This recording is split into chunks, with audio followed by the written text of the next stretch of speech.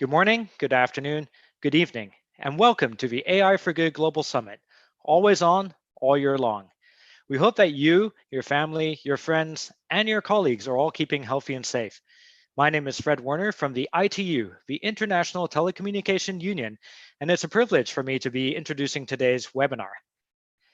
Now, the ITU is the United Nations Specialized Agency for Information Communication Technologies, and we're also the organizers of the AI for Good Global Summit, hand in hand with X Prize Foundation and in partnership with 36 UN sister agencies, ACM, and co-convened with Switzerland.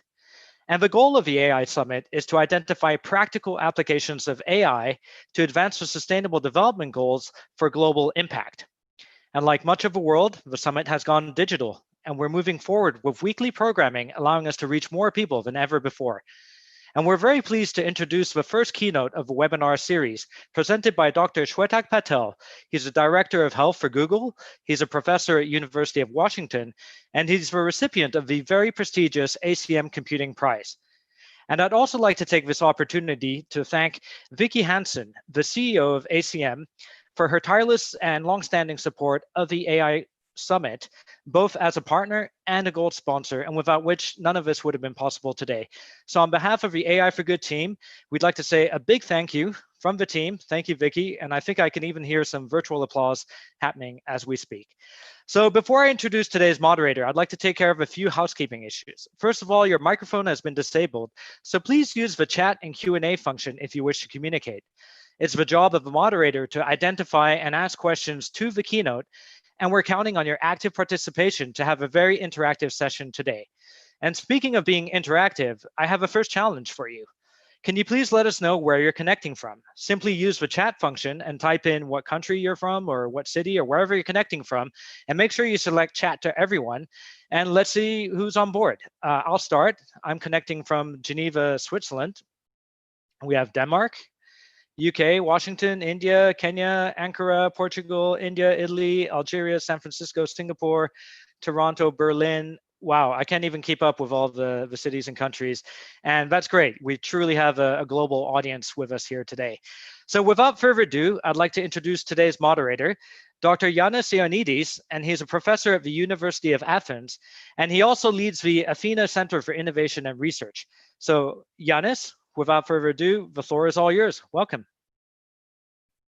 Thank you so much, Fred. It's a great pleasure and honor to be moderating the first AI for Good keynote. It's a keynote sponsored by the Association of Computer Machinery, ACM, which is a global organization, the oldest and by far the largest organization of computing professionals, more than 100,000 members, serving researchers, educators, practitioners, and helping also policymakers with issues of computing. It's a great pleasure for ACM to have Shwetak Patel as the keynote. As it was said, he's a professor of computer science and engineering at the University of Washington and also at Google. Besides the ACM Prize in Computing, Shwetak has received many awards, many fellowships, and his CV is long. It will take too long, but let me just mention MacArthur Fellowship, Sloan Fellowship, Microsoft Fellowship, World Economic Forum, Young Global Scientist Award, and so on. He's also an ACM Fellow, and he has founded 3 startup companies, all of them exited very successfully. Today's presentation is about how ubiquitous computing and the mobile phone can improve our approach to healthcare with special emphasis on the COVID-19 pandemic. So without further ado, we're all waiting for Shwetak to a great trip for the next 40-45 minutes. Shwetak, the floor is yours. Great, thanks, Yannis. So I'll bring up my presentation here.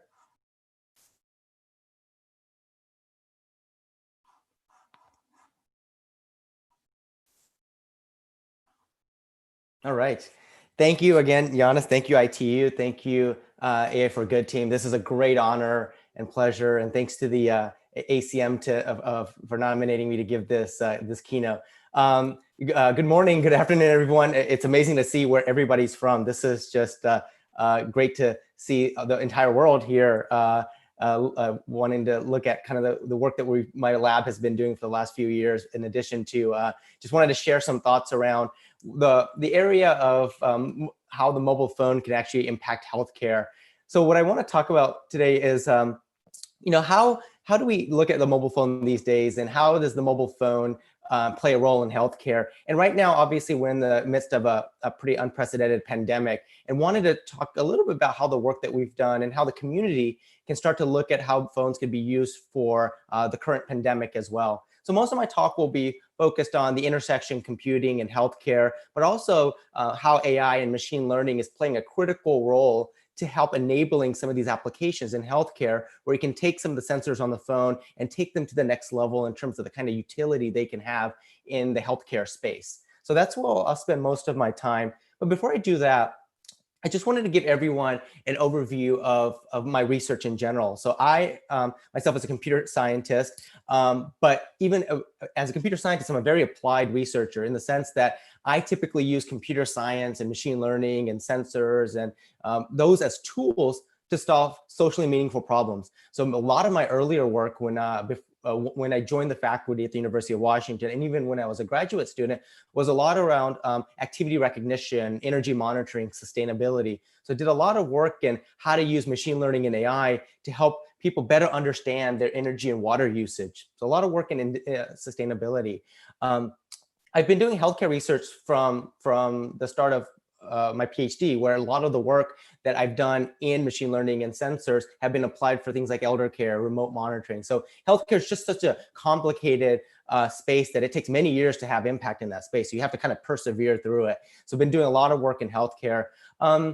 As Giannis mentioned, so one of my areas of focus is also ubiquitous computing. So I've looked at different ways of how do we build new sensors that are truly ubiquitous. So sensors that could be deployed in an environment where you don't have to worry about retrieving them to replace their batteries or having to go connect it to a power source. So how do you build sensors that are low power, wireless, that can give you this longevity, but also the breadth of deployment. So looked at a number of different solutions around low power wireless sensors. And also, if you think about computing these days, just like what I'm going to be talking about on the mobile phone for healthcare, the phone is one of the most ubiquitous computing platforms out there. And so, with a small device like a phone, interacting with it gets very difficult compared to a traditional keyboard or mouse. So my group and I have also looked at a number of different emerging interaction techniques to be able to interact with a device that is something of that size, and looking at different input modalities, looking at gesture interaction, voice interaction. So looking at how do we expand the vocabulary of interacting with a computing platform. So this is my research has been fairly broad, but a lot of the work that we've been doing is very applied and looking at problem-driven research, where we look at particular areas of emphasis and then and use computing as tools to solve those. But today, what I really want to focus on is something that I've been doing for over a decade now, which is looking at how do we build computing technologies to address the need for personal health monitoring. And what I mean by personal health monitoring is that if you think about the healthcare industry right now, or healthcare technologies, a lot of it is really based around general population information. And what that means is, what I mean by that is, you have statistics on, the trend of something happening. Either, maybe there's a regional statistics around the infection rate of influenza or maybe coronavirus. But then there's also this personal component to it, where some people might be more at risk. Some people have certain risk factors that others might not have. Some people might be exposed to certain things that others might not have. So the ability to monitor physiologically your personal well-being is really important in the healthcare space, but that's very tough. We don't have a mobile hospital with us everywhere, or a clinic with us. Right now the model is you go to a clinic or a hospital, but what would it mean if you had the technology with you? And my personal hypothesis, and I think an emerging hypothesis, is given that the larger portion of the world, mobile is starting to become more and more ubiquitous platform. How do we start to pull some of that into mobile phones? And so that's really the crux of this talk. A lot of people talk about why is a computer scientist doing so much healthcare work. I often like to point out that I've been honored to be the recipient of the ACM Prize in Computing. The highest honor that ACM provides is the Turing Award, and it's just interesting to point out that at a couple of points in the last maybe couple of years, Alan Turing's most cited paper was actually a biology and health paper. And this is something that a lot of people don't realize. Often they forget about, they all remember the computer science impact that he's had, but this paper on morphogenesis, which is basically this concept of how do identical cells differentiate into different things, and physiologically stripes and legs and tails, and so he had a theoretical underpinning on how that happened, how that happens from a chemistry standpoint, and it turned out that that was a very fundamental basis in biology and bioscience and even in health. And so it's just interesting to point out that the top prize that bears the name Turing, actually one of the most cited papers is actually a health and biology paper. So just something to think about, that computer science can have an impact anywhere. Computer science is such a powerful tool, if harnessed very effectively and in the right ways, can have a huge impact. And healthcare is an area that I encourage a lot of you to really consider in computer science as a place to have impact. The thing about healthcare that's really fascinating is that if you look at the paradigm shifts, they've all been enabled by very interesting phenomenon in society. Right now we're in an unprecedented pandemic with the coronavirus, and some of the things that you can see in healthcare were actually initiated because of major pandemics. When you have a pandemic, you have the entire community galvanizing around what's going on there to try to see what you can do to address those issues. It's unfortunate that it often takes a pandemic to do this, but pandemics have actually trailblazed a lot of innovative work in healthcare. If you look at vaccines, when you think about polio or vaccines that were being developed over the course of time, where innovation around vaccine development has been even more recently spurred by innovations in computing. The coronavirus, if you look at how the vaccine is being developed, very unprecedented ways that these studies are being done and how computing is playing a role. Treatment. Think about the HIV pandemic, where we went from this pandemic, now we're starting to have treatment where people can benefit from these very complicated treatments, but these treatments have been advanced because of some of the original pandemics that had hit many parts of the world and continue to hit many parts of the world, unfortunately, but at least there are treatments that are starting to be developed there. Surgical robotics or manipulation, looking at how surgeries are now safer, and you can do these in outpatient settings. You can do these in ways where it's very not as invasive and a lot safer. Imaging, medical imaging has been revolutionized because of AI and computer vision, being able to interpret, diagnose, and screen images that is typically human overread, but AI techniques can help identify things that maybe a human may miss, or maybe assist an individual to be able to interpret or overread an image. And so those things have all been pushed by either major technological advances or paradigm shifts that have happened because of pandemics or major conditions that have been arising in society. Another one that I'd like to point out is point of care diagnostics. It has been a major paradigm shift in healthcare as well. And what I mean by point of care diagnostics is that the notion that when you go to a clinic or a hospital, that at that moment you can get a diagnosis. So instead of doing an exam and then maybe having a chest x-ray or a blood draw and then sending off to a lab, maybe a few days later, maybe a week later, you get a result back. The fact that there are machines at the time of the clinical encounter, you can actually get a diagnosis, was revolutionary. The fact that you can go into a clinic, you can get a mammogram, or you can get, in this case, an ultrasound, and to see the wellness of fetal, or you can get the fetal heart rate to see the wellness of a baby at the moment that somebody's getting that care, just changed how you would diagnose disease and what you could do from that point onward. So that is one major area of innovation in healthcare that's really caused a major paradigm shift. Right now, we're actually in the midst of a very unique paradigm shift, which is basically this whole other area of mobile devices and sensors and wearables with the intersection of AI and machine learning and signal processing, where pushing the boundaries on what current computing platforms can do with low cost, ubiquitous sensors and machine learning and AI to basically push the boundaries on what you can do with healthcare outside the four walls of the hospital is another major paradigm shift we're in the middle of right now. The coronavirus has actually accelerated a lot of this work, which I'll talk about in a second. So if you look at the example here, this is a pulse oximeter that's connected to the microphone of a microphone jack of a smartphone, just to do remote monitoring. You have the computational power in the phone already. You potentially already have network capabilities, and you have a user interface. So the only thing really left is an external sensor that you connect to this. Now you have something that may be as akin to a clinical device. And so this whole paradigm shift of using mobile as a way to compute, display, and transmit sensor and physiological data changes the game in terms of healthcare, especially how you administer it outside of the four walls of the hospital or the clinic.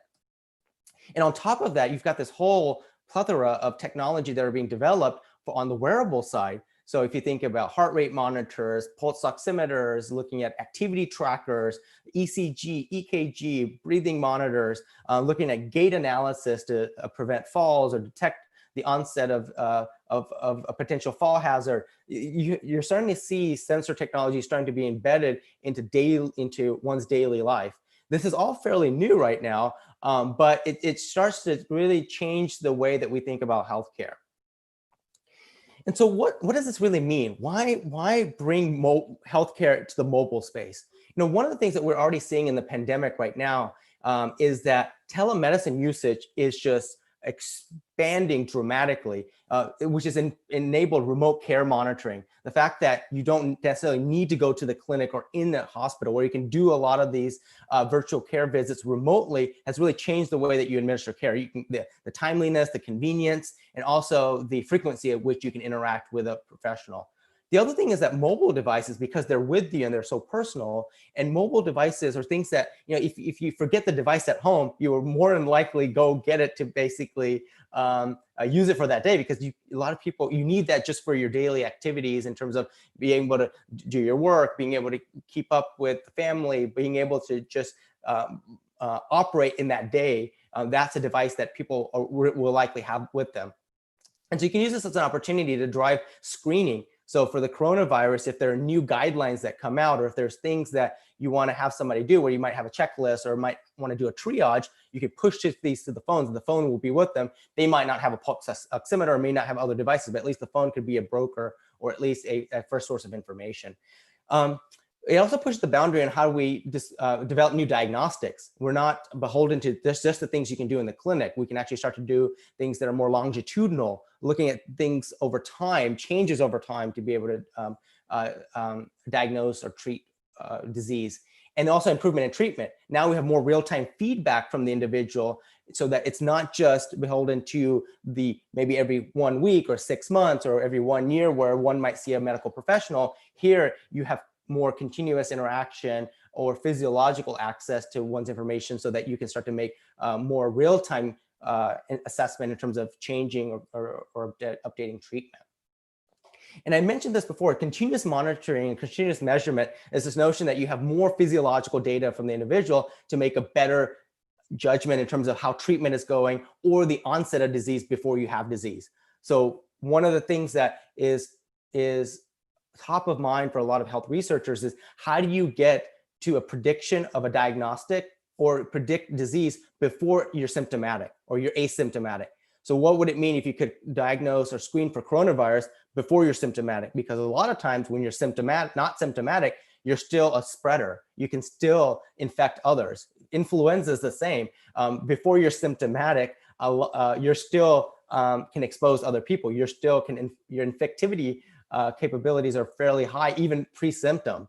But also personally, by the time you're symptomatic for a lot of diseases, the treatments are much more complicated. So by looking at longitudinal continuous data, you have this possibility to be able to pattern match and say that, hey, there's something different going on here over this course of this year than normally in your body. Now let's start to get at some of these tests that we can do before you're symptomatic or before condition starts to worsen.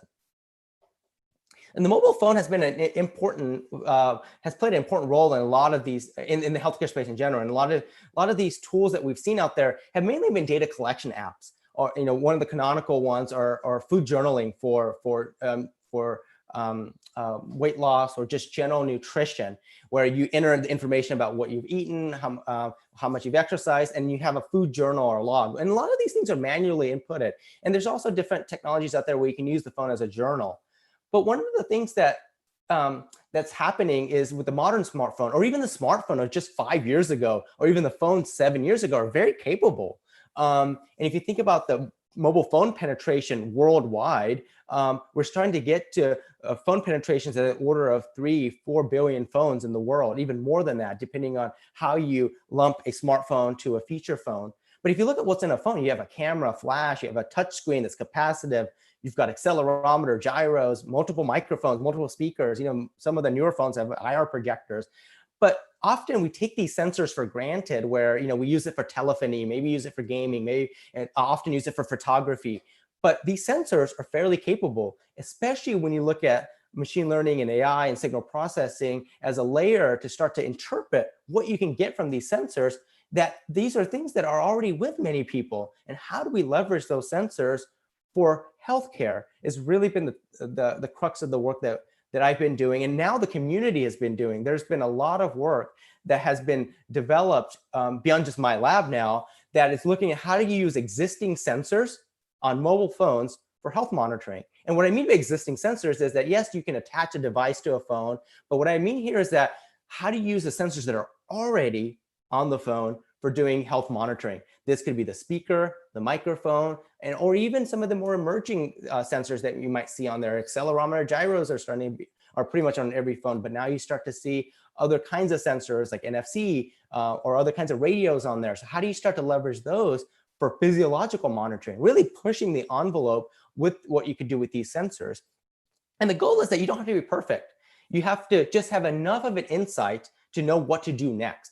So you don't have to make these things perfectly accurate or as good as a clinical device that you might have in a hospital, but how do you have just enough confidence that this can give you information to triage an individual, so a precursor to what you might actually do as a diagnostic, so you know what path that an individual can take.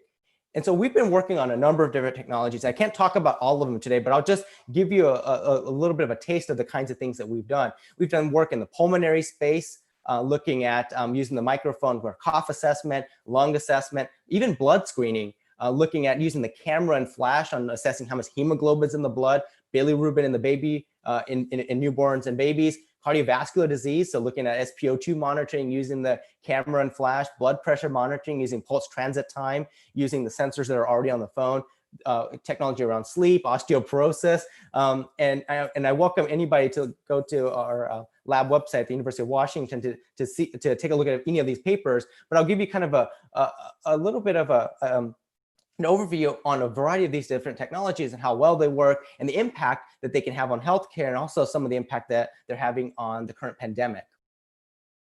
So the first technology I want to talk to you about is something that we did as one of the first technologies that we had built for monitoring lung function. And this is very relevant right now. If you think about the coronavirus, which is a respiratory ailment that you have to monitor very closely, especially people that might be at risk, that might have asthma, a chronic obstructive pulmonary disease.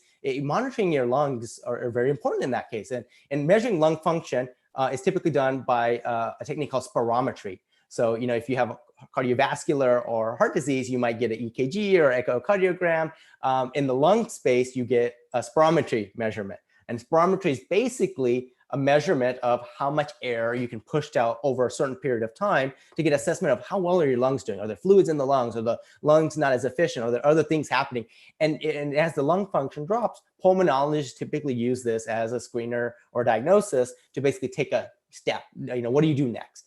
So on the bottom left is an example of a clinical spirometer. These are fairly big machines. There's a tube in it. You put your mouth over the tube, you blow it hard as possible. The machine records the airflow. That's typically what's used in the clinic. The one in the middle is a digital version of that.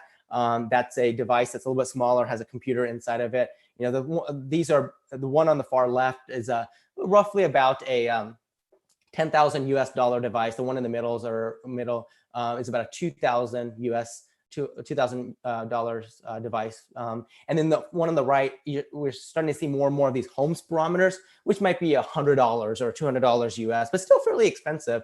But the thing is that if you have asthma, you don't really know when you're going to have an asthma attack. You might kind of learn the pre-signals about what might be happening, but you might not have the spirometer with you. You might not have the device with you. Or in the case of coronavirus, if you want to monitor post-infection, how your lungs doing, well, there's not a technology out there to do that. Or if you're in a remote space where you might have telemedicine, how do I do a lung function if I can't go to the clinic? So what we developed was a technology that could use the phone. But before I go into that, the kind of thing that you want to just keep in mind is the thing that pulmonologists care about is that you really care about volume and flow. So, and typically what they look at is this curve where, you have restriction where you might have the scooping look to your flow volume curve, or you might have restriction where it doesn't go up to the high level peak for your particular age and weight. And so pulmonologists need these curves. And a lot of these home spirometers don't even have that. They might have one of the metrics that might be relevant, but the pulmonologist needs to have all the metrics available. So some of the existing devices didn't quite do that. And so what we wanted to do was develop a phone-based tool that just used the microphone. So no additional hardware. Just think about the barrier. If you had to plug another device in, you might as well have a dedicated device in a lot of those cases. Was to how do we use the microphone as a signal or as a sensor to be able to assess how much air or air that one is blowing out in the same way that you would do in a clinical spirometer, but do it with a mobile phone. And so that's what we developed. So this is an app that basically hold the phone in front of you. You blow at the face of the phone. So in this case, some of you may or may not be able to see this video, but you blow at the face of the phone. There's a visualization that shows that, are you blowing hard enough? Because this is very technique dependent because you got to get all the air out. And then there's a visualization that shows, yep, there's still more air in the lungs, still more air in the lungs. And then when you're done, it gives you a flow volume curve. And you can either read this out to a clinician, you can send it to them, you can text message it to them. But the idea is you can do a phone-based spirometry maneuver. So how does this work? So traditional spirometers use a flow sensor. So a flow sensor is just a turbine. And basically you have a little orifice, you have a sensor in it, which might be a little turbine. As you blow inside of it, the thing spins faster and faster. The faster it spins, the more air is going through, and you just integrate that over time. So that's the example on the thing on the left. There's some more advanced flow sensors that don't have a turbine. They're called pneumatacs, which is much more of has less obstruction. The intake of a car, in the intake flow sensor for the internal combustion engine in a car uses a flow sensor. It's a little wire that heats up, and as air moves across it, it cools down, and that tells you how much flow goes through it. So there's lots of different ways to do flow sensing. But in our case, we only have a microphone, and a microphone is technically an uncalibrated pressure sensor. And so how do we turn this uncalibrated pressure sensor that's basically designed to just pick up sound waves into a flow meter? And that's what we basically started to work on. And it turned out we actually stumbled across a technique that we could use that was being used in the speech recognition community for years, where in the speech recognition community, the vocal tract resonances that are happening. So if you want to analyze my speech or transcribe my speech or my sound, the vocal tract resonances that come through were actually causing issues and noise problems with the actual speech recognition algorithms themselves. And so there was a long history of developing filters that would cancel out the resonance. But if you look at the physiology, when you're blowing air out, the obstructions are happening in the pulmonary system. So what would happen is when you have some type of obstruction, the vocal tract resonances would actually change. So in fact, the human body can be the sensor. You don't need an external sensor.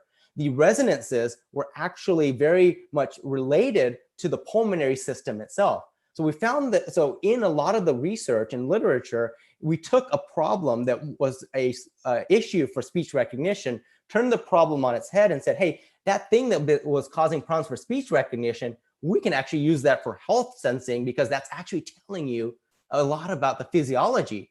So why don't we take it from that perspective? So that's how we actually developed some of these algorithms. So we created this vocal tract model, and we actually went back to the original literature. This is the old Flanagan model of speech recognition. So a lot of you speech recognition folks out there may actually recognize some of this. But really, it's this physical model that you can create from the glottis, the vocal tract, and the mouth when air is coming out of it. This is work that the computer science communities, the the speech recognition community, even the medical communities have these models around how air flows and how the mouth creates this resonance that creates sound.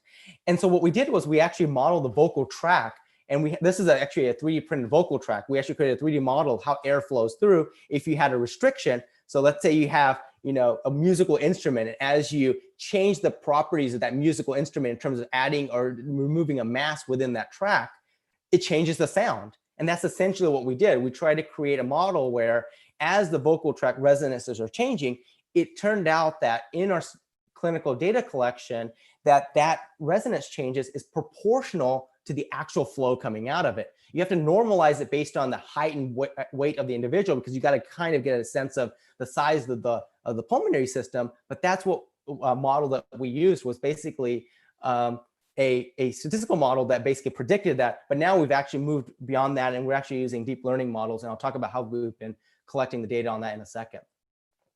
But one of the things we did early on was that not everybody has a smartphone. And how do we enable 5 billion phones or 4 billion phones? How many phones are out there in the world to be able to do this? So we actually developed the technology in 2 ways. One was using an app on a phone where you get the best audio data possible, and then a phone, any ordinary phone in the world. So this is a feature for not a smartphone, but a regular phone that that doesn't have many apps on it. You can't actually download an app easily on it, but you can make a call. So one of the things that we did was created a version where you could make a phone call to a toll-free number, and then you would do the maneuver the same way. In that case, we had to analyze the data that goes from the speaker all the way through the telephony network, through the GSM tower, through the transcontinental fiber line or the oceanic line, or maybe it's going through the satellite connection, really looking at how that data gets mangled and gets to the endpoint. And it turns out from the mu-law encoding and the way the encoders work, it actually preserved just enough of that sound that's created when you make that blowing maneuver that we could still reconstruct some of this. It's not as accurate as a phone app, but this would actually allow you to do it in such a way that you can call any toll-free number and it text messages you back the results. So you can use any ordinary phone in the world, literally turning any phone in the world into a pulmonary assessment tool. So this is something we did early on. And bottom right is an example where we deployed this technology in Bangladesh to collect some of the data, doing the validation, and having clinics where you might only have one pulmonologist in a particular region, and you have many, many patients that need to go a very long way to see that pulmonologist. Now you could do this in the villages and have community health workers just deploy some of these in their respective communities and villages. So we did a very large clinical study of about 10,000 patients around the world, where we took a clinical grade $10,000 clinical spirometer and the app to see how well does this work. And so if you look here, PEF, FEV1, FEC, those are just the numbers. Those are numbers that that pulmonologists care about. So what's really relevant here is the percentage error from a clinical device. And it turns out a lot of these measures, even if you use the phone app or even the local recording, which is just basically the telephone call, you have errors in the, about 5 to 10%. And to put that into context, most of these FDA, the Food and Drug Administration clearance for a lot of these spirometers is within 5 or 10%. So when you do a spirometry test and you do another one, you already have a 5% variation from test to test. So if you think about this, even if you had a 10 or 15% error, if you're just thinking about, healthy lung function, moderate, or you see a change in that you're getting a downward trajectory, that already is good enough for triaging. So let alone that this is already very close to a clinical device. So that we're actually approaching clinical device accuracy numbers. But for a triage tool, you actually don't need to show anybody the numbers. You just have to say that, hey, if you're doing this test once a week or once a day, if you see you go down the threshold, if you have a downward trajectory, that's what would elicit a secondary step. But if things are looking normal, then you can keep just doing the test, but now we can start to triage people that are actually having a decline and start to push more of our resources to those individuals. So even as a screening tool, this would be really helpful. So this gives you a sense that these things can actually work fairly well when you compare them to a clinical device, but it's really enabled by the theoretical models, from the physics model to the sensor innovation that was required and the machine learning work that was required there. So some similar work that we did related to this was to study cough. So cough is often a common symptom that people often talk about, but from a healthcare standpoint, people often don't give it much thought, because coughing is a symptom in a lot of things, right? Pulmonologists or medical professionals are always like, coughs, what do you do with a cough? Everybody's coughing. But one of the things that we've been looking at is that, hey, the human ear can't really differentiate a lot of things about a cough. When somebody's coughing in the room, a lot of times we don't even notice that. So if you ask somebody to self-report how often they cough, if they have a pulmonary disease, they grossly underestimate. Typically, somebody that coughs maybe 100 times an hour may say, oh, I only cough 2 or 3 times, because you got to tune that out. But a machine learning algorithm or a microphone won't tune that out. There's things that human ears may not pick up, whereas a machine learning algorithm could pick up. So our hypothesis was that, hey, human ears may miss some of these subtle characteristics, whereas in computer vision, an image, there's only so much you can do with image processing, but because of the resolution of the camera, what may or may not be in the scene, but the visual processing that one could do on an image is greatly surpasses what you can do with a computer vision algorithm. But in the human ears, there's a different situation here where there's these subtle characteristics that don't even get captured, because you're just kind of canceling and tuning them out. So the idea here was that there might be some more entropy in cough than we think. And so let's study that. So we developed these techniques that are actually starting to be used now with coronavirus, where cough is a major symptom of this. Where we looked at first is, let's use that same glottis model and start to create a cough model from it. Now, instead of doing spirometry, let's identify cough. What is cough? A cough is this only 300 millisecond thing that happens where you have this, you inhale, and then you have this really large explosive event that happens where you have this cough event. And it happens about 200 to 300 milliseconds long. You have this burst period, and then you have this round off. So as you see on the spectrogram, time on the x-axis, and then you have frequency, and the intensity of the color change is basically how much energy is in that band. And you have this drop off. And it turns out there's actually a pretty unique signature for a cough. So if you just wanted to identify a cough, you can actually do that fairly accurately compared to throat clearing, speech, background noise, car banging, backfiring sounds, car sounds, doors opening and closing. You can actually fairly accurately identify a cough, which could actually potentially be useful. In the medical space, there wasn't really technology that can actually quantify cough. So we had to develop that first before you could do anything deeper. But if you look at the signal, there's some entropy here. And if you start to look closely at it, when somebody coughs, that could tell you a lot about the physiology. Is it a dry cough, wet cough? Potentially, one of the things that's happening in the computer science community right now is, could you diagnose or screen coronavirus from the cough? I think that's going to be very difficult, because coronaviruses can be, an influenza cough or a pneumonia cough might sound the same, but the fact that you have something happening might be a good signal. So could you identify wet versus dry, or precursor to potentially something that could be something like a coronavirus, like an upper respiratory infection? You could do, but the first is to identify if you can find the cough accurately. So one of the things that we focused on early on was not just coughs for cough's sake, was really looking at it for a particular condition, which was tuberculosis. So we worked very closely with the Bill and Melinda Gates Foundation to see, could we use our cough algorithms to help identify and study tuberculosis, which is a highly infectious lung disease. In fact, a lot of things in TB parallel the coronavirus. It's infectious. Coughing is a major symptom. We're still trying to figure out how it spreads. Is it community transmission? It probably is, but do you have a super spreader? Is it one individual spreading a lot, or is everybody spreading? How do the particles stay? How long do they stay in the air? What kind of humidity, temperature causes the particles to stay suspended? There's a lot of parallels there. So we actually looked at studying tuberculosis and cough as a way to say, how can we do maybe public health assessment? How do we know if there's a super spreader? How do we know if there's a lot of coughing? Could be an indicator for tuberculosis, or even personal health monitoring. If I had a way to monitor my cough in the evenings or maybe throughout the day, am I doing better now at post-infection of TB? So one of the things we had to do was collect data here. And so we worked with the Gates Foundation and University of Cape Town to deploy some of our technologies in this cough box that they had developed, which is a little box that you go inside of, you close it up, and these are people that are infected with, that already have tuberculosis. They go in there. This thing is obviously disinfected every time somebody goes in there, but there's an impactor in there that can capture the particles. So when the particles are analyzed, in fact, that there's TB particles that were captured from the cough. There's obviously a microphone in there for our own assessment. There's a number of different devices in there, but you capture the cough, you capture the particle, and from the chest X-ray and the particles, you know for sure that they have TB or not.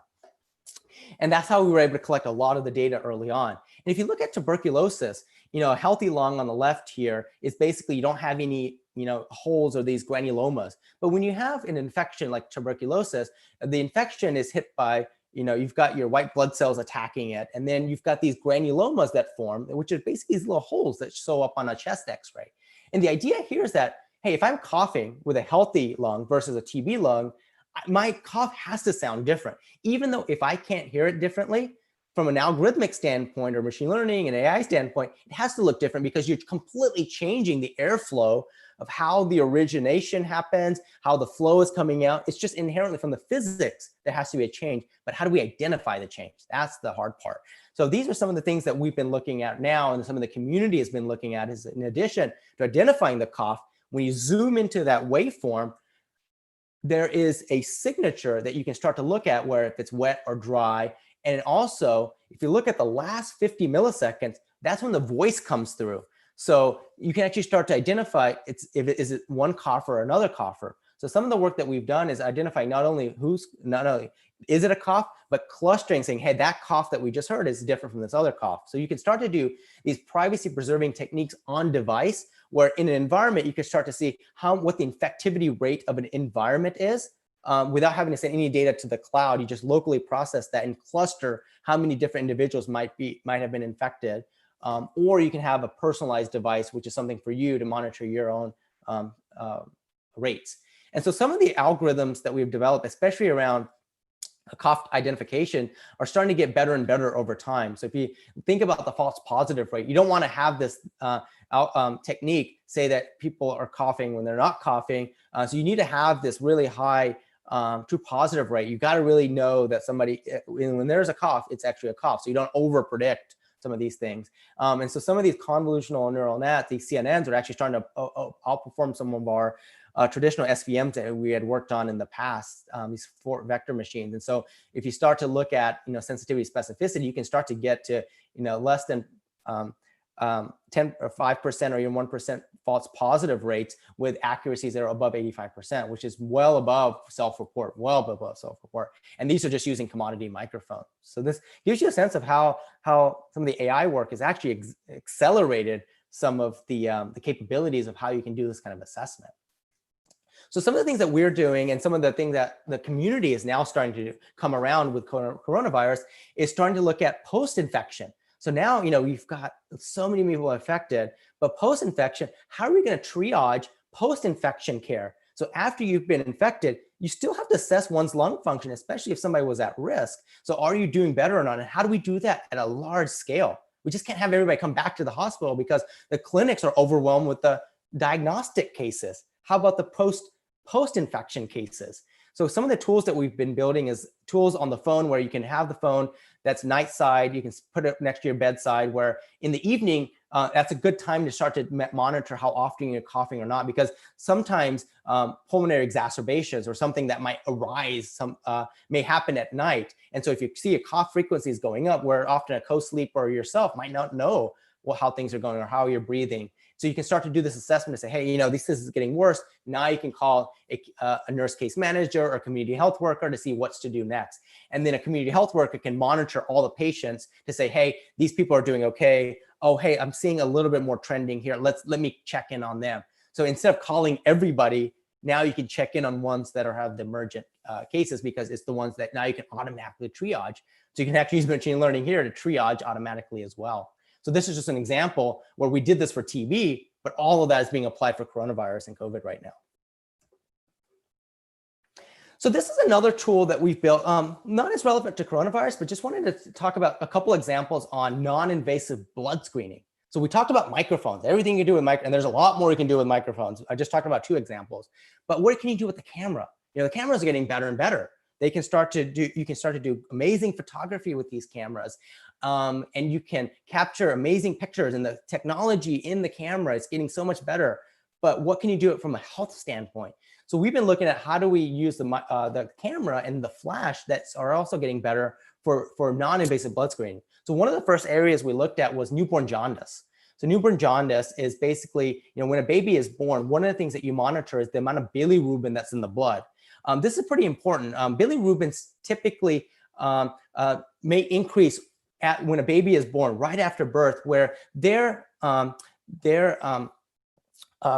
body is starting to still adapt, where blood cells, you have blood cells that are developed and blood cells, red blood cells that die, they get garbage collected, so to speak. And that garbage collection process is starting to be developed in the body for a newborn. And so sometimes they don't develop fast enough. And so you have these dead blood cells that are still starting to back up in the body. And what happens is the baby turns yellow. That's one of the symptomatic signs, but this can actually have debilitating impact. It can have neurological impact. And this is a case for newborn mortality, unfortunately, in many parts of the world, in developing countries in particular. In developed countries, this is tested for. The moment the baby is born, it's monitored at the moment of birth, before the baby is discharged from the hospital. In many parts of the world where you don't have birth in a hospital, where you might have a midwife, this might not even be tested for. So we are looking at how do we develop a technology that uses the phone where you can take a picture of a baby to see how much bilirubin is in the blood. Because it physically manifests itself in the skin, you can optically analyze the amount of bilirubin because you can see the yellowness. The problem is that when you ask a parent, is your baby yellow or not, it's really hard to do that. For darker pigmented babies, they don't look yellow, or they don't look yellower. Or even if you had a baby that looks yellow, it's hard to know. It's like, did they look more yellow than yesterday? It's just so hard to do visual assessment. So what we wanted to do was create a tool that could do that automatically. Right now, the way that bilirubin is assessed is that you do a blood draw. So it's called total serum bilirubin. You take a little bit of blood, you can analyze it. They make these non-invasive devices too. This is a device that you put on the forehead of a baby, and it uses an optical technique. It shines a couple different frequencies of light and looks at the absorption and reflection of certain frequencies to see how much bilirubin is at the subcutaneous level of the skin. So basically the capillaries and the vessels that are right below the skin, it just looks at the color that being absorbed and reflected to infer bilirubin. These devices are fairly expensive. These are about maybe $5,000+, and they're not very ubiquitous at all. It's a very specialized device that's not deployed massively. And because we knew that there was a device that could be done or used in a non-invasive way, we basically said, could we just do this on a phone? It's got a flash and it got a camera. Could we use machine learning with those sensors to do this? And the reason why bilirubin is an interesting one to look at is that bilirubin starts to peak after babies have typically been discharged from a hospital, or after a midwife has actually delivered the baby. So typically you're outside the care of a professional when bilirubins are at the highest peak, where you need to monitor them. So in the United States, after a baby is discharged after a day or two from the clinic or the hospital, then a parent has to monitor, say, hey, are the kids' bilirubin going up? I don't know. We don't have a blood. How do I know? I have to look at them. And so a tool that you could do at home, especially for developing countries where you don't have a blood draw, you can have a nurse case manager or a community health worker start to do this assessment. And so the way this works is that it turns out bilirubin absorbs this blue light. So if you look at the wavelength, the absorption probability of bilirubin, you've got this peak here, which is basically where if you have high amounts of bilirubin, you have this like 460, 470 nanometer light source that actually gets absorbed. And so here what we said was, hey, a modern phone has a white flash, a pretty broadband flash. So if we know the properties of the flash, and if we took a picture of the baby with the flash, we could look at how much ambient light we had before we took a picture. We know we can have the phone close enough so that you blanch the skin with the flash, or you kind of wash the skin out, and we can look at how much light is absorbed and reflected compared to a healthy baby with low bilirubin. You can start to see how much blue light's absorbed. This is very similar to that non-invasive device, but here we're doing it in a non-contact way. In this example on the far top left, we have a calibration card. So the idea here is to calibrate the camera, because every camera has a different property in terms of its white balance, and it might have different correction factors that are built into the hardware, but it's just to calibrate the camera as a reference, maybe ambient light to calibrate. So, but most of the work is done by the phone here. And what we did was we basically created an algorithm that essentially identified where this peak happened. And so our algorithm, we did a clinical, the trial, we've actually done more babies than this, but in our initial trial of about 500 plus babies, where we took a blood draw of a newborn and used the phone app to collect the data, compared to the blood draw, BillyCam had a 0.91 correlation to the actual blood draw. The TCB device is that non-invasive device I showed earlier, which is 0.92. So this tool is almost as good as a regulated, a clinical non-invasive device. And if you look at the bland Altman plot at the bottom, if you look at the level, the spread, we're within the spread of what the transcutaneous device or the non-invasive device could do. So it's roughly within the same ballpark of where the clinical device would operate when you when you compare that to a blood draw. And as I said earlier, you don't have to be perfect. Even if you could provide a warning signal saying that, hey, we're in the downward trajectory, or we're seeing a high amounts of bilirubin, or we're not seeing a reduction in bilirubin, that's already an important indicator that doesn't even happen right now. So this is an example of how to use a camera and flash to potentially get at some of that. I won't go into detail here, but one of the areas after we had published this paper, a number of folks had reached out to us and said, hey, there's this thing about bilirubin in adults. You don't see the yellowing happening in adults because, the bilirubins are very minute. They change very little. And so you don't manifest it as a color change. But what happens is in pancreatic cancer, bilirubin does increase. And pancreatic cancer has a 5-year survival rate of only like about 6%. And that's because people don't know that they have it until they're symptomatic. And by the time you're symptomatic, it's often too late. You're in advanced stages. So if you could screen somebody much earlier, the prognosis could actually be very different. You could actually do things like a Whipple procedure or medical procedures that can maybe help somebody sooner, but you don't know until you're symptomatic. But one of the things that we were looking at is that in the eyes, in an adult with pancreatic cancer, the white parts of your eye, the sclera, actually get just a little bit yellow. And so we created a protocol where you could do a selfie type picture in a study where we wanted to see, could we identify bilirubin, not in kids, but in adults, and see if jaundice is increasing. And so these are some preliminary results, but we were actually able to get some fairly accurate results in terms of seeing a trend where your bilirubins are okay and they're starting to go up. And if you are at risk for pancreatic cancer, you potentially could use this as a home screening tool to see what might be happening. So this could be a selfie you can take, or you just take a picture maybe once a month or once, and this is still very early work, but these are things that we've been looking at where right now we do it with a controlled box just so we can control light. But this is an area we can start to get at a potential diagnostic or screen that how else would you have done it without being symptomatic or doing a blood draw at home. So these are some other areas that the community's been looking at. Another technology that we've been developing is hemoglobin. So hemoglobin in the blood. So this is relevant for pretty much anybody, for people with sickle cell anemia, people that are anemic, pregnant women, just anybody where you want to monitor your hemoglobin levels. Right now it's done with a blood draw, but similarly to bilirubin, there's a spectral property that can be leveraged where you can actually start to do blood assessment. And so the way this works is you take your finger, put it over the camera and flash. So the flash turns on, and then you put your finger over that. There's a lot of apps actually you can download now that gives you your heart rate, which it looks at the cardiac volume changes. So basically but what this does, it actually looks at the different frequencies of light in the RGB channel on the camera to figure out hemoglobin levels, not just your heart rate. It can capture your heart rate, obviously. And we know that you actually have a finger there when we see the heartbeat, but then it gives you in grams per deciliter what your hemoglobin levels are through an optical assessment.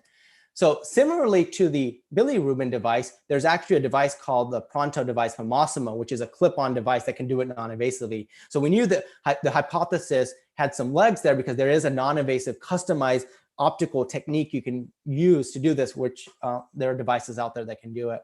And the way this works is that, hemoglobin, which is basically the amount of So in the blood, you have basically hemoglobin and plasma, or water that's in your blood. So really what you care about is the percentage of hemoglobin and plasma. So how much hemoglobin is in there. And it turns out the color is a good proxy for this too. The more red it is, the more hemoglobin you have than plasma. And so if you look at on the absorption wavelength, just like bilirubin for hemoglobin, plasma is about 500 nanometers, or water, and then you've got the absorption rate is very high. And then you have this hemoglobin, which is a little bit lower, and it starts to dip a little bit faster than plasma. If you start to identify two different wavelengths on that curve, you can start to do the ratio between the plasma and the hemoglobin. So we care about how much hemoglobin is in the blood as a ratio of plasma. So you can essentially look at the colorness if you wanted to. It's called hemochrome analysis.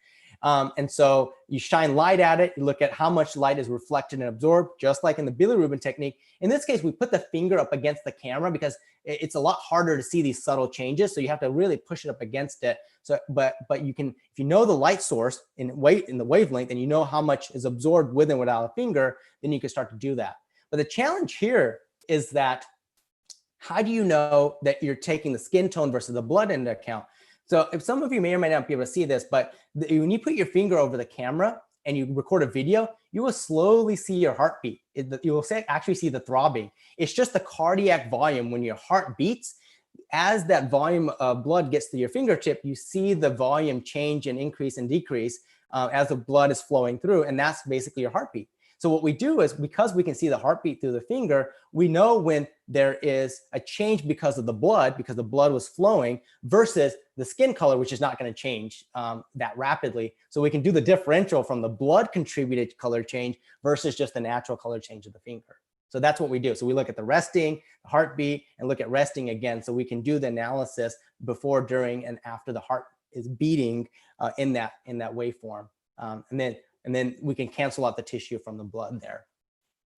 So again, we did a clinical evaluation. The Pronto device is a clinical device that's a non-invasive. It's a little bit harder to do, so the correlation is a little bit lower than BiliCams, it's 0.81, but still really relevant and helpful as a screening tool if you're anemic, if you have blood disorders, or if you need to do a out of the clinic assessment, or for a community health worker to do a quick assessment there.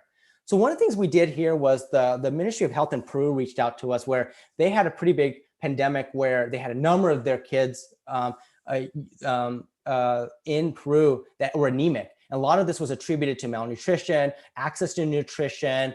And so they needed to do a massive deployment of how to screen for who would need to get a blood transfusion or who needs to get care. But if you think about the blood draws you'd have to do, and just how you would get those into some of the jungles of Peru, would be very difficult. So on the left is one of my graduate students, who's now Edward Wong, who's now a professor at University of California, San Diego, UCSD.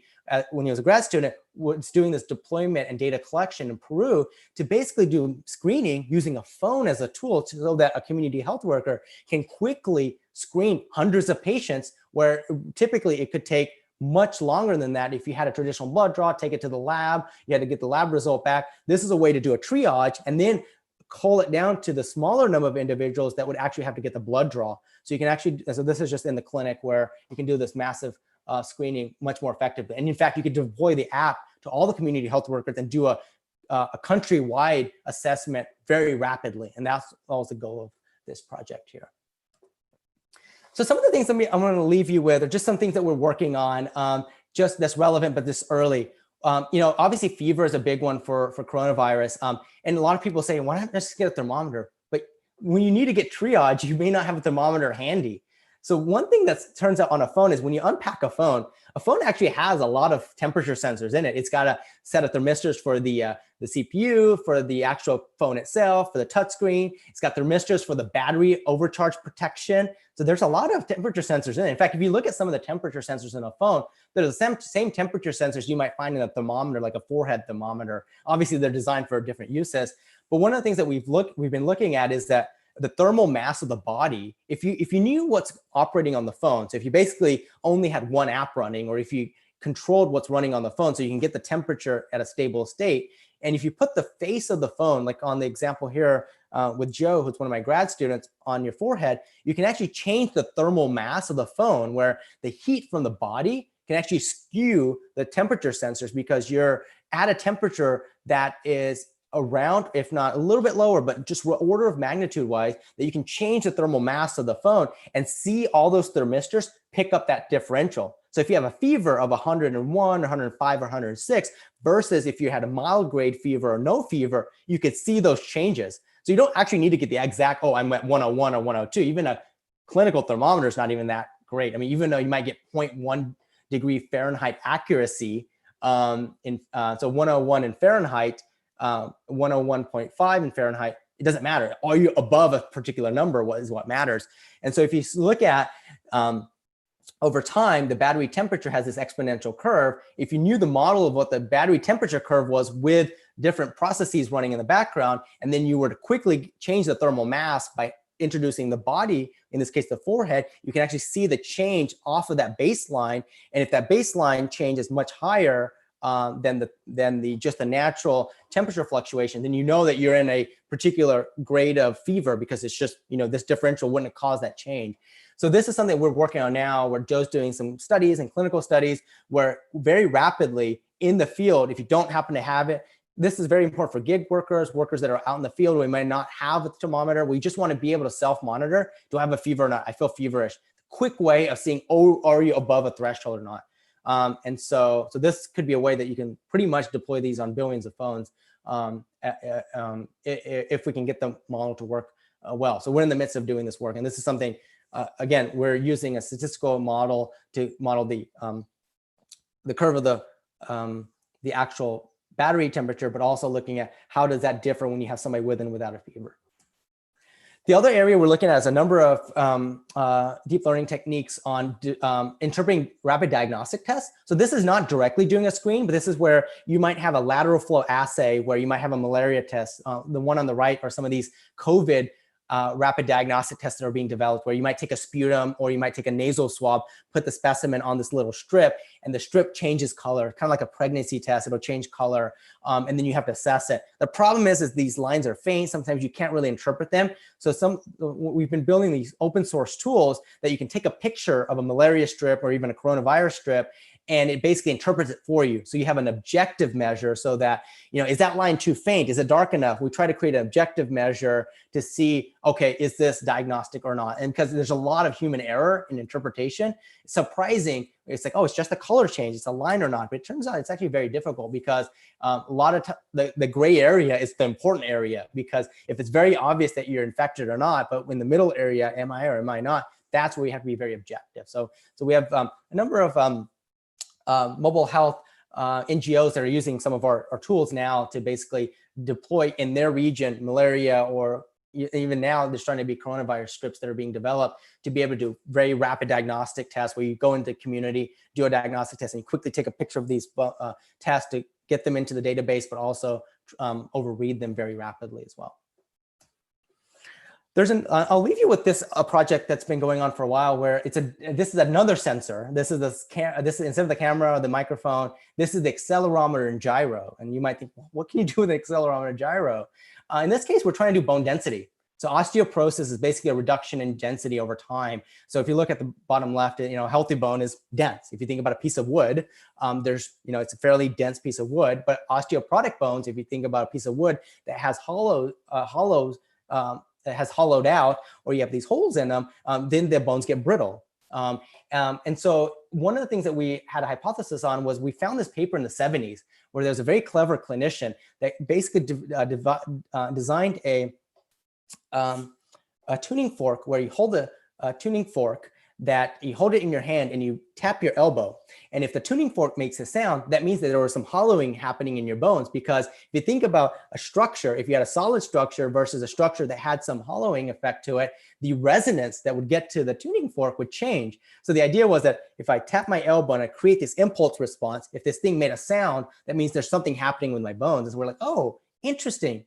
We could actually probably do this with a phone. If you think about a modern phone, the accelerometer and gyro can be sampled at over 1,000 hertz, a kilohertz. And now you can start to get these high frequencies that you can capture these small vibrations at a broad band to basically say, could we replicate the tuning fork experiment?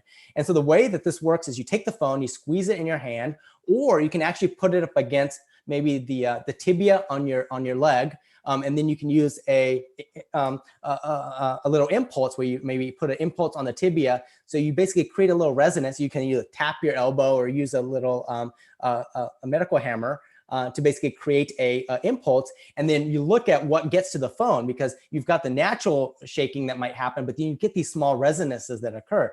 So if you look at the spectrogram, a healthy bone and an osteoporotic bone, a healthy bone, you get this sub 400 hertz resonances. You've got this solid structure. You've got these resonances that occur that are still ringing. But when you have an osteoporotic bone, those low frequencies go away, because now you've got the higher frequencies going through, because you've got this hollowed effect. And so you've got these higher frequencies going through and lower frequencies going away. So algorithmically, you can either use a very simple threshold here, or you can just use any conventional CNN to basically do image recognition on just the spectrogram if you wanted to identify that, hey, there's high frequency components here, this one doesn't.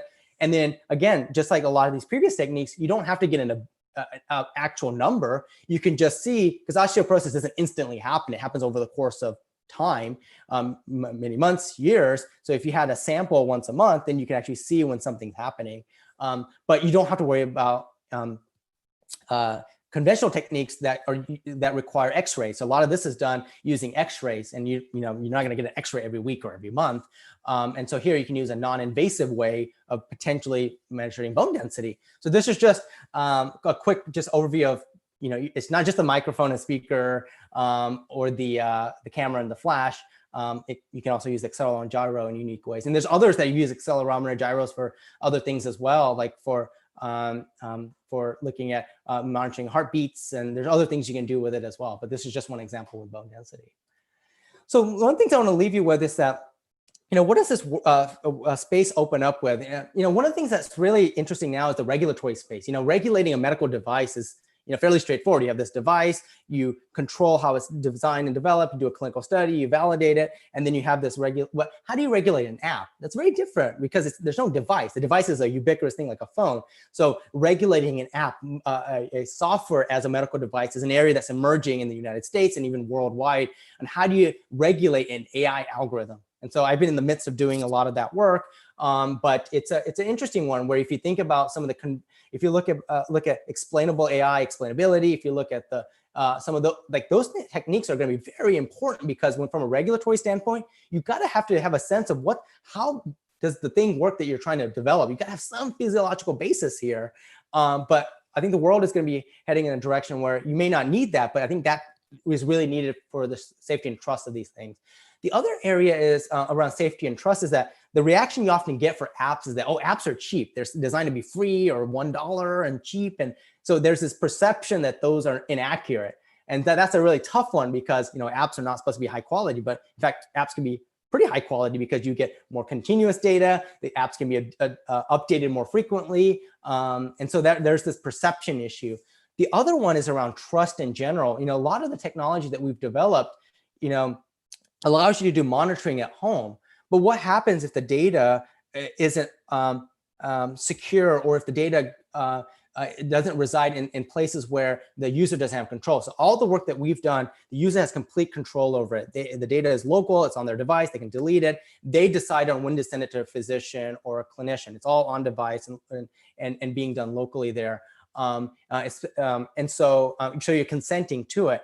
But if you think about some of these things, the passive nature of some of these things, you got to really consider what you can do with some of that. Like for example, is in the cough work, we're looking at technology to identify when somebody might have, pulmonary issues, but somebody could actually take that same technology and potentially identify, oh, from that cough, you had coronavirus or didn't have coronavirus. I mean, you can't quite do that yet. That technology doesn't exist, but just think about the things that could be done with the technology. So we have to think very creatively and carefully about the unintended consequences of some of these things. It's making it easier for developing healthcare for everybody in the world. But at the same time, there's some things that it makes easier for people to identify that may not be as intended as we thought we wanted. The patient-provider relationship completely changes. Now you're empowering an individual with tools, or community health workers with tools that typically the clinicians had access to those tools. So that conversation between the clinician, the provider, and the patient changes a little bit. Now the data, now the individual has more of it and more access to it, and so that relationship changes. The other one that we're starting to see more and more of that we're inking as much as we can out of these sensors. And it's actually helping inform new medical devices. Instead of thinking of it from a traditional way of developing a heart rate monitor, a blood pressure monitor, now you have these other ways of developing maybe even lower cost devices. Now, if you've made innovations and breakthroughs with these phone-based solutions, it can actually drive innovation in medical devices that are even lower cost that could be used in the clinical setting. And finally, I just want to leave, a lot of this talk was around diagnostics and screening and tools for collecting data, but I just want to point out that that's just a small sliver of what we can do and what we need to do. Many of the problems that are pervasive worldwide are social determinants of health. And what I mean by social determinants is where you live, access to water, safe water, nutrition. There's a lot of other things that we can do that can have a major impact on healthcare. In the United States, the zip code typically is actually one of the bigger predictors of mortality or just health and wellness, just your zip code where you live. So the environment, the around you, the support structures you have, the infrastructure has a big impact on your healthcare as well. So just diagnostics and screening isn't going to solve the problem. I just want to call out that social determinants are just as important, if not even more important. And in fact, mobile could have a role there as well. So this is, my talk has been focused on screening, but mobile has a lot more impact that it can have on social determinants.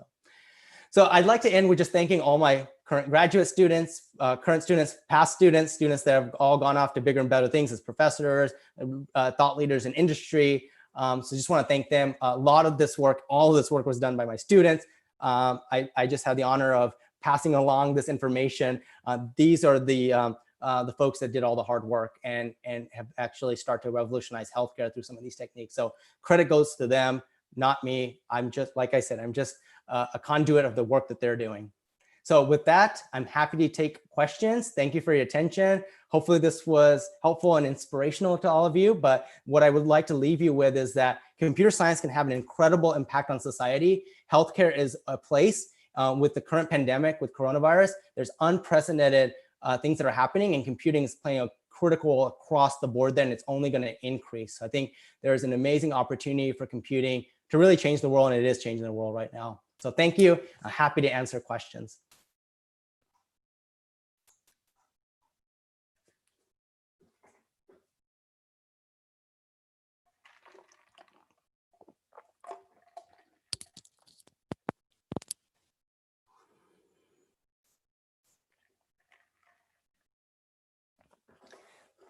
Yeah, so please submit your questions. Giannis will help triage and try to consolidate questions and pass them along to me. So great. There are a bunch of questions that have been placed, and I'll start with one that appears and brings in various versions. People have talked about privacy. So how do we deal with privacy in this new paradigm of essentially personal health care? How do we, many of the things that were discussed are done server-based. Are we going to see some shift of all this happening on the phone itself? What do you say about that? Yeah, no, that's a great question. One of the things I pointed out is a lot of the work that we've done has primarily can be done on device. So I think one of the shifts that we're seeing is as we're seeing things like federated learning, as we start to see on-device compute, these binarized neural nets that are being developed, most of the work that I've showed you can actually do on device. And I think a push towards on device is one way. You actually don't need to do a lot of this stuff in the server. So that's one area. The other thing is I think we just need to fundamentally think about privacy here in general. And I think one of the things is that, and that's something that we often think about in our group, is looking at the unintended consequences. So, as I mentioned, the cough was an interesting example of that, where, the goal here is to actually have an impact in healthcare, where we want to be able to identify, cases that are happening where there's an exacerbation or helping you with your own healthcare. But if that data is could be used in a completely different way. So if you think about health insurance, if somebody has access to that data, they could probably use the cough to identify that you might have a condition that might not have been self-reported, and health insurance companies could use that. So I think one of the things that we have to do is, as this area is still fairly early and nascent, we have to ask those questions and build those things into the technology. So one is, as I mentioned, on device, focusing on device. The other ones that we worked on is that there's ways to actually build these networks and these algorithms in such a way that you can't reconstruct the original source of the data. So for example, one of the things you can do is you can compute the statistics. So the cough doesn't go anywhere, the sound doesn't go anywhere, it stays on your phone. But what it generates are the statistics around cough frequency, cough intensity, those kinds of things. But the original audio won't be analyzed because it's not even available there. But if you took the statistics, or if you took some of the features that came out of it, maybe it's the embeddings or anything like that, and you try to reconstruct it, you can't get back to the original data. So there's ways to basically get the things that you need from a statistical, physiological standpoint, but can never be reconstructed. And these are all technological solutions, obviously, but I think there's a fundamental privacy data governance set of considerations that we just need to take into account, just because these are emerging technologies that we don't often think about. Excellent. One other question, actually, set of questions that deal with the same thing is, what about accuracy? You mentioned in your talk that you don't have to be completely accurate. It's like the devices in hospitals and clinics and so on. Yeah. But still, you need some accuracy, some level of certification, some level of confidence. That's right.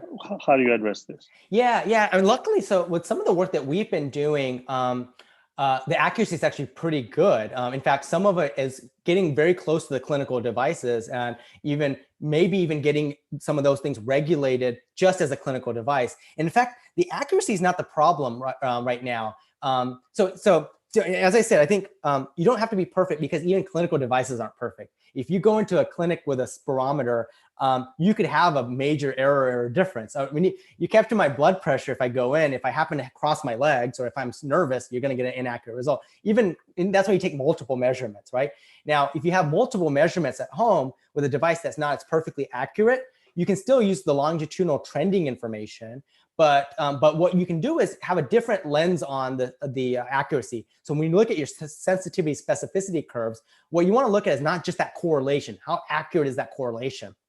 But what you want to look at is, where do you have your limits of agreement? Or where do you have your cutoffs in terms of where you have a threshold that says that, hey, I need to take the next step versus. And so when you have those kinds of metrics, then you could get to very high accuracy. In other words, you don't miss anybody that might have a condition that's arising. So you have very high sensitivity specificity with a threshold saying that, hey, everybody that does this maneuver, we basically capture that they have some pulmonary ailment happening, and you don't miss a lot of people. So because the problem is, you don't need to get to clinical grade there. You just need to get to a case where you know who to focus on and who to triage. But as I mentioned earlier, sometimes accuracy is not because of the technical reasons, it's because of the technique reasons. So for spirometry, some people might hold the phone wrong. They might blow not hard enough. They might not keep their mouth open.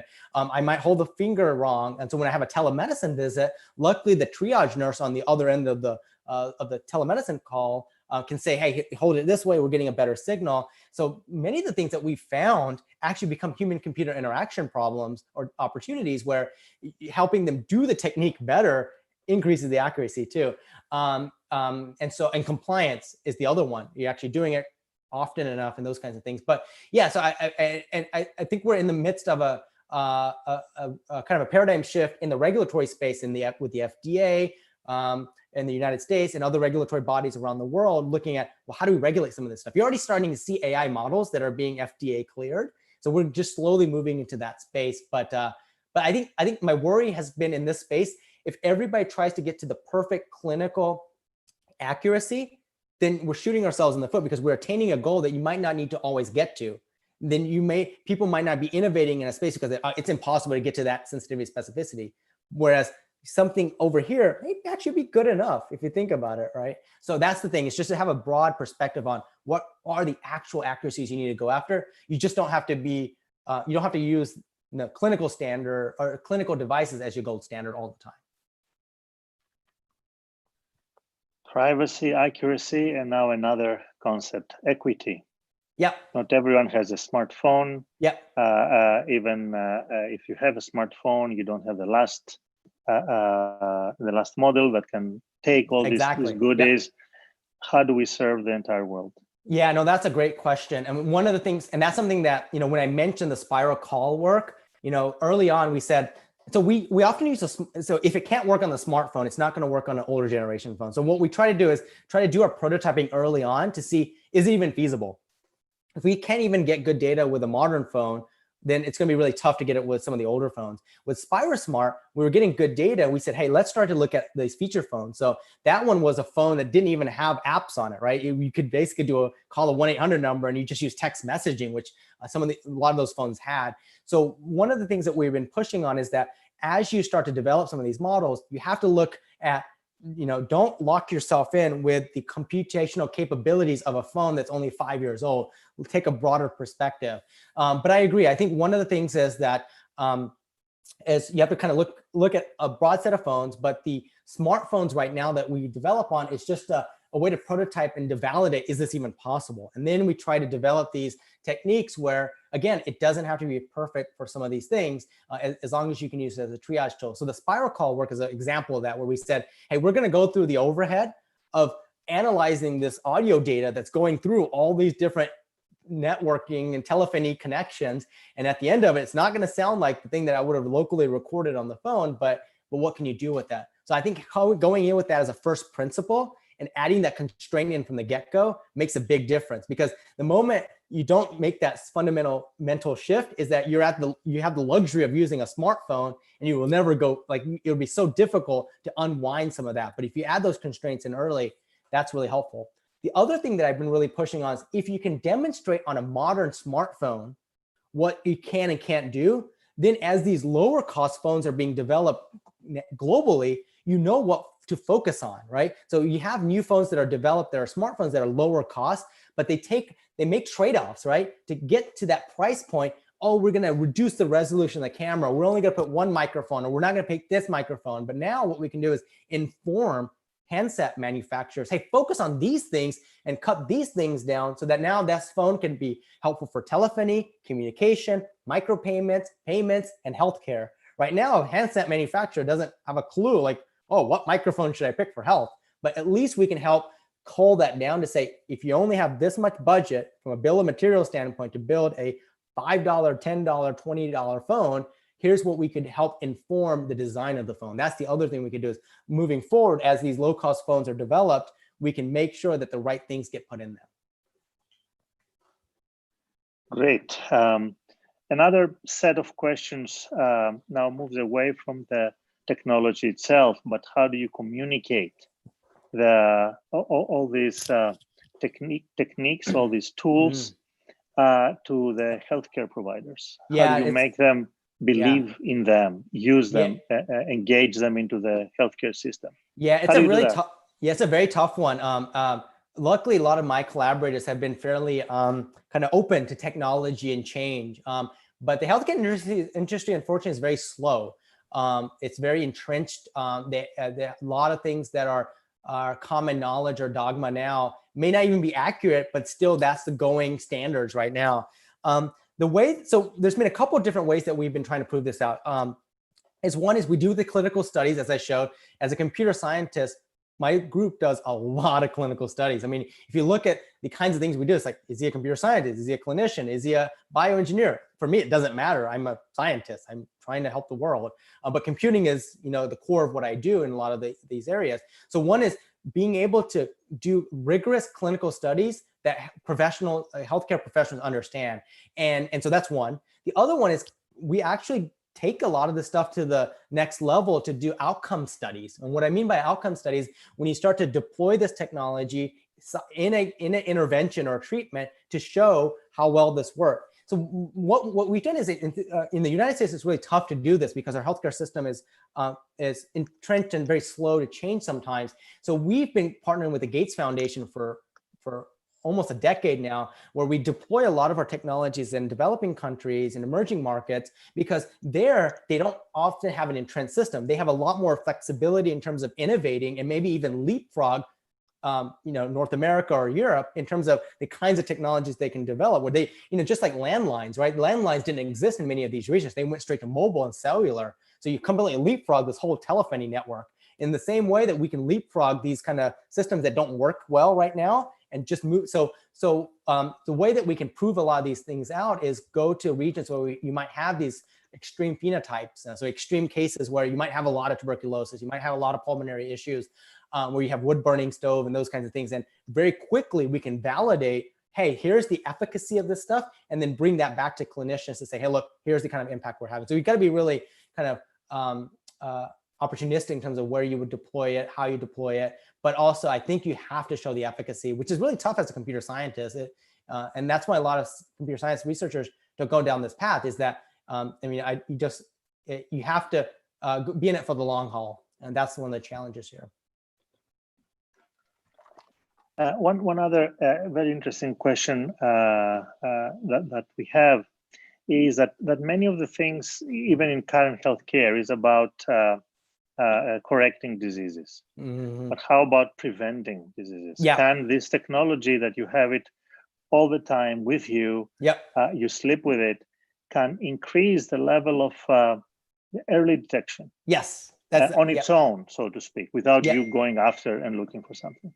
And that's really the crux of a lot of this notion of continuous monitoring, which is pre-symptomatically, so asymptomatic, before you're symptomatic, could you identify something that's happening? Like a concrete example is coronavirus. So if we knew that you had coronavirus before you're symptomatic, then you can protect yourself, obviously, by doing the right measures, but you also protect everybody else, because even pre-symptomatic, you're a spreader. You're also infecting others. Influenza, flu is the same thing. Before you're symptomatic, actually, when you're symptomatic, your viral load is actually going down. Your viral load was going up before you had the fever and the aches. And in fact, you were more infectious then. So there's a lot of value in that. Pancreatic cancer, as I showed. So the idea here is that because we have the ability, if we had wearables and mobile and these kinds of devices, is you see the changes in your physiology. That's an indicator. This is where computer science has a unique role it can play, is that pattern matching work and that AI work is absolutely critical, because we don't know in clinical science, like, what are those signals that are precursors? But now if you think about the ubiquity of the phone, if you have the clinical outcome, you have the sensor data from the phone, now you have this massive data set where you can start to do predictive modeling a priori before you're symptomatic. Like this is, so there's a huge possibility there. But that's one of the goals here. The other thing I want to point out is that, there's a couple things. There's one is managing your disease. So if you have been infected or you have a disease, mobile health can help you manage your treatment. If you have tuberculosis, if it's getting worse or not, pre-symptomatic. But the other one is, some things are societal driven. Just because if you have a certain condition doesn't mean there's something wrong with you. It just means that society isn't adapted for your needs. So technology can also play a role to adapt to your needs, so you can interface with society too. So I think there's three roles it plays. One is triage in the healthcare space. One is that you might have a chronic disease that you can't cure, but you have to use the mobile tool as a way to interface with society, because it's not built around individuals that might have certain conditions. And then the third is treatment, basically being able to monitor how well your treatment is going. So I think those are the three areas. This is great. Unfortunately, time flies. We have tens of questions that we wouldn't be able to ask and get an answer. But let me finish with one of the last comments that came to the chat, and I really I'm completely in sync with it. Real scientists are altruistic. Thank you very much, Mr. Patel.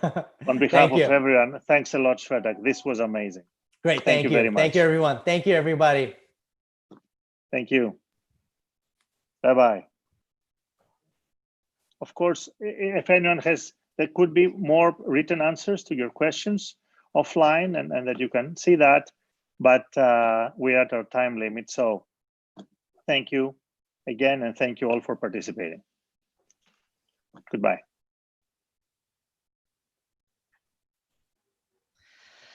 Thank you, Yannis, very much for the excellent job moderating and handling all those questions. And thank you to Shwetak as well for an amazing talk. I don't think I'll ever look at this device as a phone ever again. It's just something new to me. That was truly amazing. And it's a pity we ran out of time. And but I think the amount of questions is testament to the interest in your topic. So again, thank you to Yannis as a moderator, Shwetak as a keynote amazing talk. And also thank you to the participants for all of your questions. And following that, I'd like to make a few announcements for next week. We're looking forward to a very action-packed week. We have 3 webinars next week. And on Tuesday, the 13th of July, we'll be having what is considered part 2 of the breakthrough session on the future of food. So if you're interested in that topic, please tune in. And on Wednesday, on the 14th of July, we'll be having a session from curated by AI for Africa, and promises to be very interesting as well. And on the 15th of July, we'll be having the launch of the Global Data Pledge. And there's a special guest who will be joining on board. The Nobel Peace Prize winner, Mohammed Yunus, will be speaking as well during that session. So I'd like to encourage you to attend all of them, or one or many. It's up to you, depending on your topic of interest. And my colleagues have been pasting all of the links to these sessions in the chat, so you can go and register directly so you don't miss out on anything.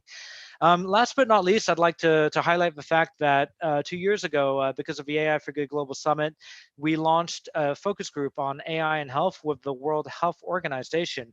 And the goal of the group is to basically develop a benchmarking framework for the testing, evaluation, and efficacy of AI for health algorithms and applications. So I'm assuming if you're here today, you're probably quite interested in that topic. They'll be having their 10th meeting mid-September online. It's an open meeting. Anyone can join. So I would encourage you as well to go in the chat and click on the link if you want to join that focus group, and then meet with like-minded folks in mid-September to continue this important work. So with that, we've reached the end. All good things must come to an end. I'd like to once again thanks the speakers, the panelists, the moderator, the participants, and of course ACM, the gold sponsor of the summit for many years in a row now, and also sponsoring this keynote. Thanks again to ACM, Vicky, and Shwetak, much appreciated, and also our co-convener, Switzerland. And with that, I say goodbye and hope to see many of you next week. Thank you.